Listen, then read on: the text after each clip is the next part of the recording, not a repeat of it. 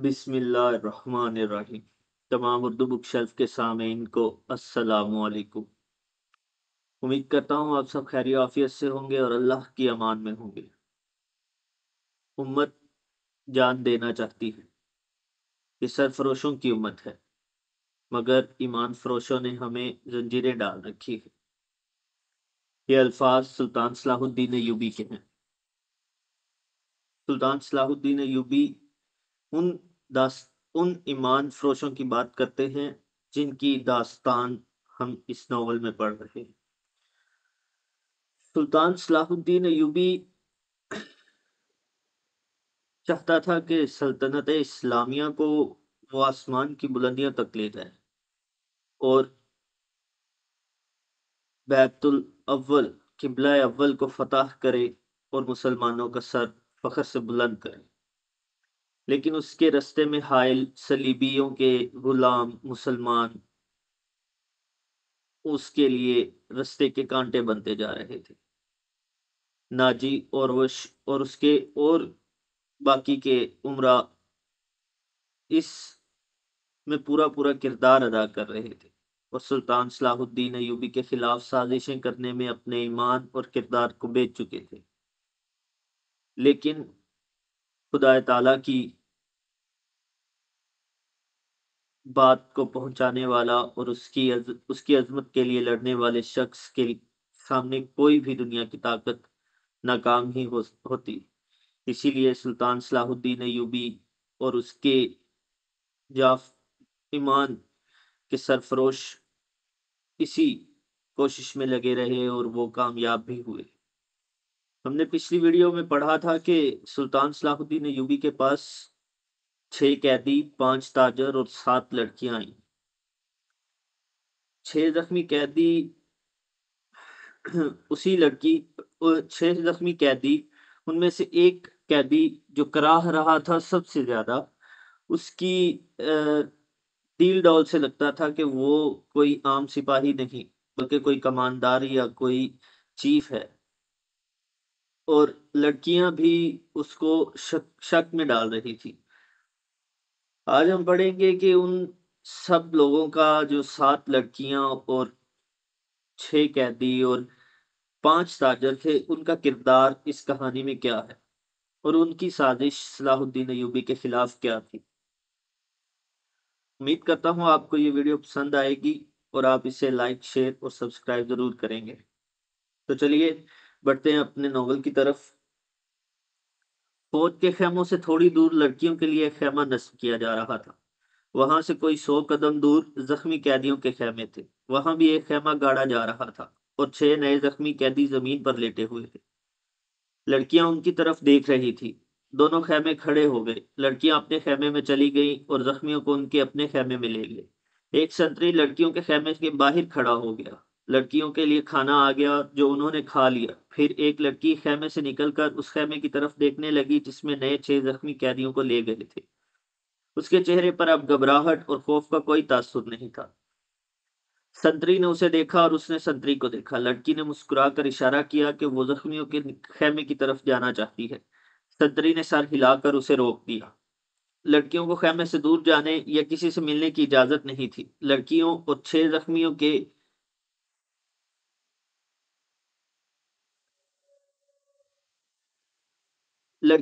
6 زخمیوں کے خیموں کے درمیان بہت سے درخت تھے۔ بائیں طرف مٹی کا ایک ٹیلہ تھا جس پر چھاڑیاں تھیں۔ سورج غروب ہو گیا، پھر رات تاریک ہونے لگی۔ کیمپ کے گلگپاڑے پر نیند غالب آنے لگی اور پھر زخمیوں کے کراہنے کی آوازیں رات کے سکوت میں کچھ زیادہ ہی صاف سنائی دینے لگی۔ دور پرے بحیرہ روم کا شور دبی دبی مسلسل گونج کی طرح سنائی دے رہا تھا۔ صلاح الدین ایوبی کے اس جنگی کیمپ میں جاگنے والوں میں چند ایک سنتری تھے، یا وہ زخمی قیدی جنہیں زخم سونے نہیں دیتے تھے، یا صلاح الدین ایوبی کے خیمے کے اندر دن کا سما تھا۔ وہاں کسی کو نیند نہیں آئی تھی۔ سلطان ایوبی کے 3 سالار اس کے پاس بیٹھے تھے اور باہر محافظ دستہ بیدار تھا۔ سلطان ایوبی نے ایک بار پھر کہا، علی بن سفیان ابھی تک نہیں آیا۔ اس کے لہجے میں تشویش تھی۔ اس نے کہا، اس کا قاصد بھی نہیں آیا۔ اگر کوئی گڑبڑ ہوتی تو اطلاع آ چکی ہوتی۔ ایک سالار نے کہا، معلوم ہوتا ہے وہاں سب ٹھیک ہے۔ امید تو یہی رکھنی چاہیے، صلاح الدین ایوبی نے کہا، لیکن 50,000 کے لشکر نے بغاوت کر دی تو سنبھالنا مشکل ہو جائے گا۔ وہاں ہماری نفری 1,500 سوار اور 2,700 پیادہ ہے۔ ان کے مقابلے میں سوڈانی بہتر اور تجربہ کار عسکری ہیں اور تعداد میں بہت زیادہ۔ ناجی اور اس کے ساتھی ٹولے کے خاتمے کے بعد بغاوت ممکن نظر نہیں آتی، ایک اور سالار نے کہا۔ قیادت کے بغیر سپاہی بغاوت نہیں کریں گے، پیش بندی ضروری ہے، صلاح الدین ایوبی نے کہا۔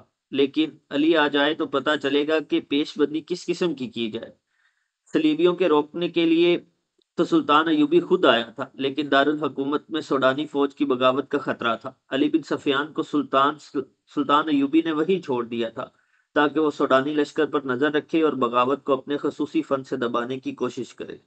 اسے اب تک صلاح الدین ایوبی کے پاس آ کر وہاں کے حوالوں کا کوائف بتانے تھے، مگر وہ نہیں آیا تھا، جس سے سلطان ایوبی بے چین ہو رہا تھا۔ وہ جب اپنے سالاروں کے ساتھ قاہرہ کی صورتحال کے متعلق باتیں کر رہا تھا، اس کا تمام گپ گہری نیند سو چکا تھا، مگر وہ 7 لڑکیاں جاگ رہی تھیں جنہیں سلطان ایوبی نے اپنی پناہ میں لیا تھا۔ ایک بار سنتری نے خیمے کا پردہ اٹھا کر دیکھا، اندر دیا جل رہا تھا۔ پردہ ہٹتے ہی لڑکیاں خراٹے لینے لگی۔ سنتری نے دیکھا کہ وہ پوری ساتھ ہیں اور سو رہی ہیں، تو اس نے پردہ گرا دیا اور خیمے کے ساتھ لگ کر بیٹھ گیا۔ خیمے کے پردے کے ساتھ جو لڑکی تھی، اس نے نیچے سے پردہ ذرا اوپر اٹھایا، پردہ آہستہ سے چھوڑ کر اس نے ساتھ والی کے کان میں کہا، بیٹھ گیا ہے۔ ساتھ والی نے اگلی لڑکی کے کان میں کہا، بیٹھ گیا ہے، اور اس طرح کانوں کان یہ اطلاع 7 لڑکیوں تک پہنچ گئی کہ سنتری بیٹھ گیا ہے۔ ایک لڑکی جو خیمے کے دوسرے دروازے کے ساتھ تھی آہستہ سے اٹھ بیٹھی اور بستر سے نکل گئی۔ بستر زمین پر بچھے تھے۔ اس نے اوپر لینے والے کمبل اس طرح بستر پر ڈال دیے جیسے ان کے نیچے کوئی لڑکی سو رہی ہو۔ وہ پاؤں پر سرکتی خیمے کے دروازے تک گئی۔ وہ پردہ ہٹایا اور باہر نکل گئی۔ باقی 6 لڑکیوں نے آہستہ آہستہ خراٹے لینے شروع کر دیے۔ سنتری کو معلوم تھا کہ یہ سمندر سے بچ کر نکلی ہوئی پناہ گزین لڑکیاں ہیں، کوئی خطرناک قیدی تو نہیں۔ وہ بیٹھ کر اونگتا رہا۔ لڑکی دبے پاؤں ایسے رخ پر ٹیلے کی طرف چلتی گئی جس رخ سے اس کے اور سنتری کے درمیان خیمہ حائل رہا۔ ٹیلے کے پاس پہنچ کر اس نے اس خیمے کا رخ کر لیا جس میں 6 قیدی رکھے گئے تھے۔ رات تاریک تھی، وہاں کچھ درخت تھے۔ سنتری اب ادھر دیکھتا بھی تو اسے لڑکی نظر نہ آتی۔ لڑکی بیٹھ گئی اور پاؤں پر سرک سرک کر آگے بڑھنے لگی۔ آگے ریت کی ڈھیریاں سی تھی۔ وہ ان کی اوٹ میں سرکتی ہوئی خیمے کے قریب پہنچ گئی، مگر وہاں ایک سنتری ٹہل رہا تھا۔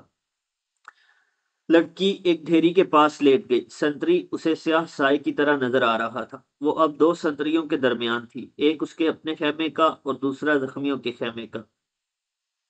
اسے ڈر یہ تھا کہ زخمیوں کا سنتری اس کی طرف آ گیا تو وہ پکڑی جائے گی۔ بہت دیر انتظار کے بعد سنتری دوسرے زخمیوں کی طرف چلا گیا۔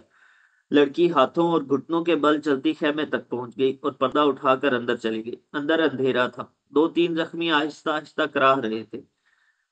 شاید ان میں سے کسی نے خیمے کا پردہ اٹھتا دیکھ لیا تھا۔ اس نے نحیف آواز میں پوچھا، کون ہے؟ لڑکی نے منہ سے شی کی لمبی آواز نکالی اور سرگوشی میں پوچھا، روبن کہاں ہے؟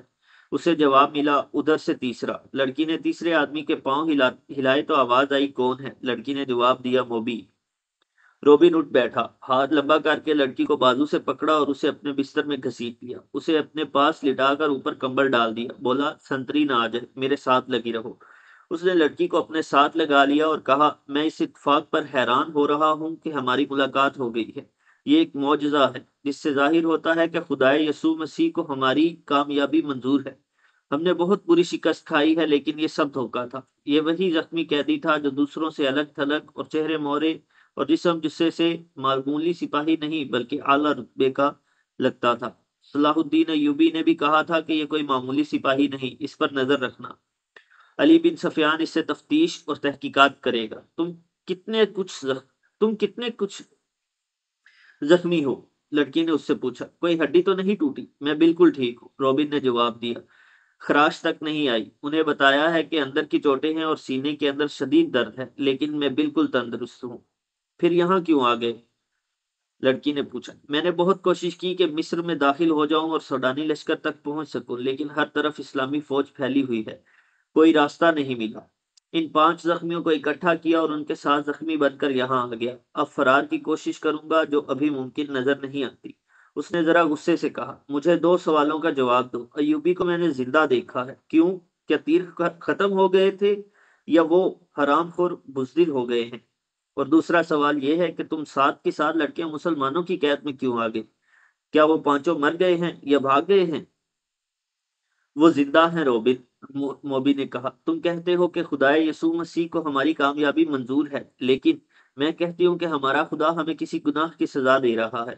صلاح الدین ایوبی اس لیے زندہ ہے کہ تیر اس کے پاؤں کے درمیان ریت میں لگا تھا۔ کیا تیر کسی لڑکی نے چلایا تھا؟ روبن نے پوچھا۔ کرسٹوفر کہاں تھا؟ اسی نے چلایا تھا، مگر کرسٹوفر کا تیر خطا گیا؟ روبن نے حیرت سے تڑپ کر پوچھا۔ وہ کرسٹوفر جس کی تیر اندازی نے شاہ اگسٹس کو حیران کر دیا اور اس کی ذاتی تلوار انعام میں لی تھی، یہاں اگر اس کا نشانہ اتنا چوک گیا کہ 6 فٹ لمبا اور 3 فٹ چوڑا صلاح الدین ایوبی اس کے تیر سے بچ گیا۔ بدبخت کے ہاتھ ڈر سے کانپ گئے ہوں گے۔ فاصلہ زیادہ تھا، موبی نے کہا، اور کرسٹوفر کہتا تھا کہ تیر کمان سے نکلنے ہی لگا تھا کہ کھلی ہی آنکھ میں مچھر پڑ گیا۔ اسی حالت میں اس کا تیر نکل گیا۔ پھر کیا ہوا؟ جو ہونا چاہیے تھا، موبی نے کہا۔ صلاح الدین ایوبی ساحل پر گیا تھا تو اس کے ساتھ 3 کمانڈر تھے اور 4 محافظوں کا دستہ تھا۔ وہ ہر طرف پھیل گئے۔ یہ تو ہماری خوش قسمتی تھی کہ علاقہ چٹانی تھا۔ کرسٹوفر بچ کے نکل آیا اور پھر ہمیں اتنا وقت مل گیا کہ ترکش اور کمان ریت میں دبا کر اوپر اونٹ بٹھا دیا۔ سپاہی آ گئے تو کرسٹوفر نے انہیں بتایا کہ وہ پانچوں مراکش کے تاجر ہیں اور یہ لڑکیاں سمندر سے نکل کر ہماری پناہ میں آئی ہیں۔ مسلمان سپاہیوں نے ہمارے سامان کی تلاشی لی۔ انہیں تجارتی سامان کے سوا کچھ بھی نہ ملا۔ وہ سب کو سلطان ایوبی کے سامنے لے گئے۔ ہم نے یہ ظاہر کیا کہ ہم سسلی کی زبان کے سوا اور کوئی زبان نہیں جانتی۔ کرسٹوفر نے ایوبی سے کہا کہ وہ ہماری زبان جانتا ہے۔ ہم ساتوں لڑکیوں نے چہروں پر گھبراہٹ اور خوف پیدا کر لیا۔ موبی نے روبن کو وہ ساری باتیں سنائی جو سلطان ایوبی کے ساتھ ہوئی تھی۔ یہ 7 لڑکیاں اور 5 آدمی جو مراکشی تاجروں کے بھیس میں تھے، حملے سے 2 روز پہلے ساحل پر اتارے گئے تھے۔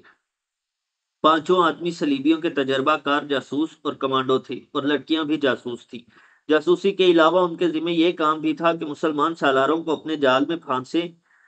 وہ خوبصورت تو تھی ہی، انہیں جاسوسی اور ذہنوں کی تخریب کاری کی خاص ٹریننگ دی گئی تھی۔ اس ٹریننگ میں اداکاری خاص طور پر شامل تھی۔ 5 مردوں کا یہ مشن تھا کہ صلاح الدین ایوبی کو ختم کرنا اور ناجی کے ساتھ رابطہ رکھنا۔ یہ لڑکیاں مصر کی زبان روانی سے بول سکتی تھی، لیکن انہوں نے ظاہر نہیں ہونے دیا۔ روبن اس شعبے کا سربراہ تھا، اسے ناجی تک پہنچنا تھا، مگر صلاح الدین ایوبی اور علی بن سفیان کی چال نے یہاں کے حالات کا رخ ہی الٹا کر دیا۔ کیا تم صلاح الدین کو جال میں نہیں پھانس سکتی؟ روبن نے پوچھا۔ ابھی تو یہاں پہلی رات ہے، موبی نے کہا۔ اس نے ہمارے متعلق جو فیصلہ دیا ہے، اگر وہ سچے دل سے دیا ہے تو اس کا مطلب یہ ہے کہ وہ مرد نہیں پتھر ہے۔ اگر اسے ہمارے ساتھ کوئی دلچسپی ہوتی تو کسی ایک لڑکی کو اپنے خیمے میں بلا لیتا۔ اسے قتل کرنا بھی آسان نہیں۔ وہ ایک ہی بار ساحل پر آیا تھا، مگر تیر خطا گیا۔ وہ سالاروں اور محافظوں کے نرگے میں رہتا ہے۔ ادھر ایک سنتری ہمارے سر پر کھڑا ہے اور محافظوں کے پورے دستے نے صلاح الدین ایوبی کے خیمے کو گھیر رکھا ہے۔ وہ پانچوں کہاں ہیں؟ روبن نے پوچھا۔ تھوڑی دور ہیں، موبی نے جواب دیا۔ وہ ابھی یہی رہے گی۔ سنو موبی، روبن نے کہا، اس شکست نے مجھے پاگل کر دیا ہے۔ میرے ضمیر پر اتنا بوجھ آ پڑا ہے جیسے اس شکست کی ذمہ داری مجھ پر عائد ہوتی ہے۔ صلیب پر ہاتھ رکھ کر حلف تو سب سے لیا گیا ہے، لیکن ایک سپاہی کے حلف میں اور میرے حلف میں زمین اور آسمان جتنا فرق ہے۔ میرے رتبے کو سامنے رکھو، میرے فرائض کو دیکھو۔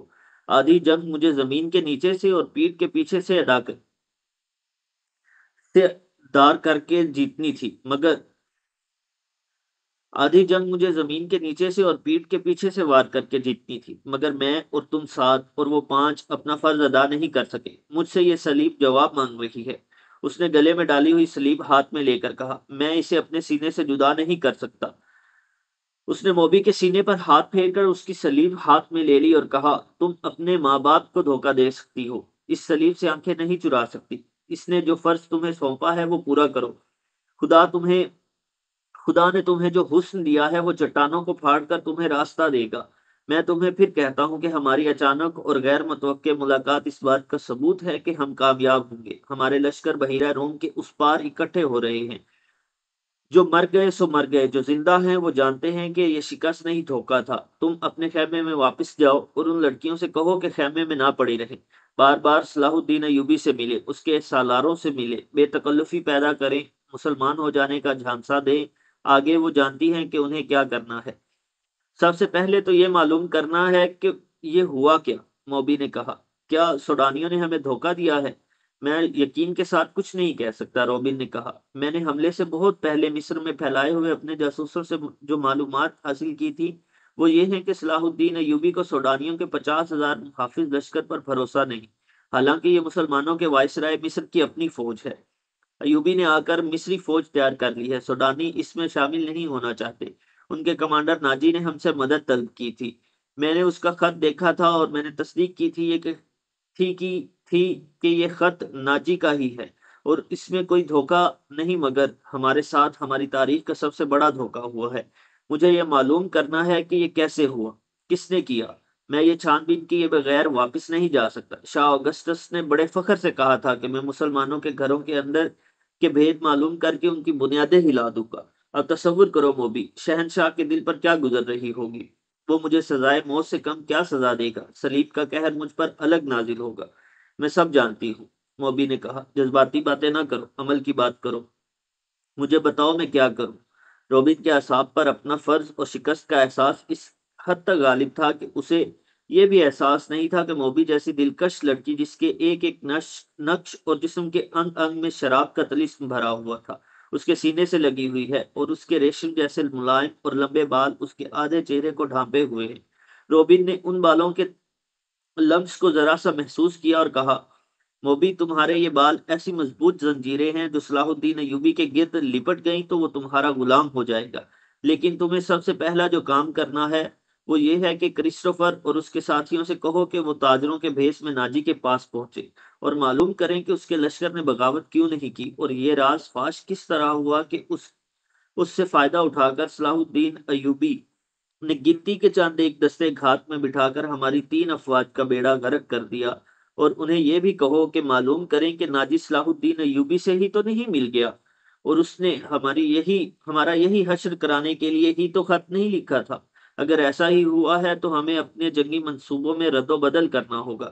مجھے یہ یقین ہو گیا ہے کہ اسلامیوں کی تعداد کتنی ہی تھوڑی کیوں نہ ہو، انہیں ہم آسانی سے شکست نہیں دے سکتے۔ ضروری ہو گیا ہے کہ ان کے حکمرانوں کا اور عسکری قیادت کا جذبہ ختم کیا جائے۔ ہم نے تم جیسی لڑکیاں عرب کے حرموں میں داخل کر دی ہیں۔ تم نے بات پھر لمبی کر دی ہے، موبی نے اسے ٹوکتے ہوئے کہا۔ ہم اپنے گھر میں ایک بستر پر نہیں لیٹے ہوئے کہ بڑے مزے سے ایک دوسرے کو کہانیاں سناتے رہیں۔ ہم دشمن کے کیمپ میں قید اور پابند ہیں، باہر سنتری پھر رہے ہیں، رات گزرتی جا رہی ہے۔ ہمارے پاس لمبی باتوں کا وقت نہیں، ہمارا مشن تباہ ہو چکا ہے۔ اب بتاؤ کہ ان حالات میں ہمارا مشن کیا ہونا چاہیے۔ ہم 7 لڑکیاں اور 6 مرد ہیں، ہم کیا کریں؟ ایک یہ کہ ناجی کے پاس جائیں اور اس کے دھوکے کی چھان بین کریں، پھر کسے اطلاع دیں؟ تم کہاں ملو گے؟ میں یہاں سے فرار ہو جاؤں گا، روبن نے کہا، لیکن فرار سے پہلے اس کیمپ، اس کی نفری اور ایوبی کے آئندہ عزائم کے متعلق تفصیل معلوم کروں گا۔ اس شخص کے متعلق ہمیں بہت چوکنا رہنا ہوگا۔ اس وقت اسلامی قوم میں یہ واحد شخص ہے جو سلیب کے لیے خطرہ ہے، ورنہ اسلامی خلافت ہمارے جال میں آتی چلی جا رہی ہے۔ شاہ ایملرک کہتا تھا کہ مسلمان اتنے کمزور ہو گئے ہیں کہ اب ان کو ہمیشہ کے لیے اپنے پاؤں میں بٹھانے کے لیے صرف ایک حلے کی ضرورت ہے، مگر اس کا یہ عزم محض خوش فہمی ثابت ہوا۔ مجھے یہاں رہ کر ایوبی کی کمزور رگیں دیکھنی ہیں اور تمہیں 5 آدمیوں کے ساتھ مل کر سوڈانی لشکر کو بھڑکانا اور بغاوت کرانی ہے۔ نہایت ضروری یہ ہے کہ ایوبی زندہ نہ رہے۔ اگر وہ زندہ رہے تو ہمارے اس قید خانے میں زندہ رہے جہاں وہ عمر کی آخری گھڑی تک سورج نہ دیکھ سکے اور رات کو آسمان کا اسے ایک بھی تارا نظر نہ آئے۔ تم پہلے اپنے خیمے میں جاؤ اور اپنی 6 لڑکیوں کو ان کا کام سمجھا دو۔ انہیں خاص طور پر ذہن نشین کرا دو کہ اس آدمی کا نام علی بن سفیان ہے جسے ان ریشمی بالوں، شربتی آنکھوں اور اتنے دلکش جسموں سے ایسا بیکار کرنا ہے کہ وہ صلاح الدین ایوبی کے کام کا نہ رہے، اور اگر ہو سکے تو اس کے اور صلاح الدین ایوبی کے درمیان ایسی غلط فہمی پیدا کرنی ہے کہ وہ ایک دوسرے کے دشمن ہو جائے۔ تم سب اچھی طرح جانتی ہو کہ دو مردوں میں غلط فہمی اور دشمنی کس طرح پیدا کی جاتی ہے۔ جاؤ اور لڑکیوں کو مکمل ہدایت دے کر کرسٹوفر کے پاس پہنچو، اسے میرا سلام کہنا اور یہ بھی کہنا کہ تیرے تیر کو ایوبی پر آ کر ہی خطا ہونا تھا۔ اب اس گناہ کا کفارہ ادا کرو اور جو کام تمہیں سونپا گیا ہے وہ 100% پورا کرو۔ روبن نے موبی کے بالوں کو چوم کر کہا، تمہیں صلیب پر اپنی عزت بھی قربان کرنا پڑے گی، لیکن خدا یسوع مسیح کی نظر میں تم مریم کی طرح کنواری ہوگی۔ اسلام کو جڑ سے اکھاڑنا ہے۔ ہم نے یروشلم لے لیا ہے، مصر بھی ہمارا ہوگا۔ آج کی ویڈیو کا اختتام یہیں پر کرتے ہیں۔ ہم نے دیکھا کہ کس طرح سے وہ 6 لڑکیاں جاسوسوں کی شکل میں آ کر سلطان صلاح الدین ایوبی کے سامنے ڈرامے بازیاں کرتی رہی، اور انہوں نے سلطان ایوبی کو اس بات کا یقین دلانے کی کوشش کی کہ وہ بڑی ہی مظلوم اور معصوم لڑکیاں ہیں جنہیں صلیبیوں نے اپنی عیاشی کے لیے استعمال کیا۔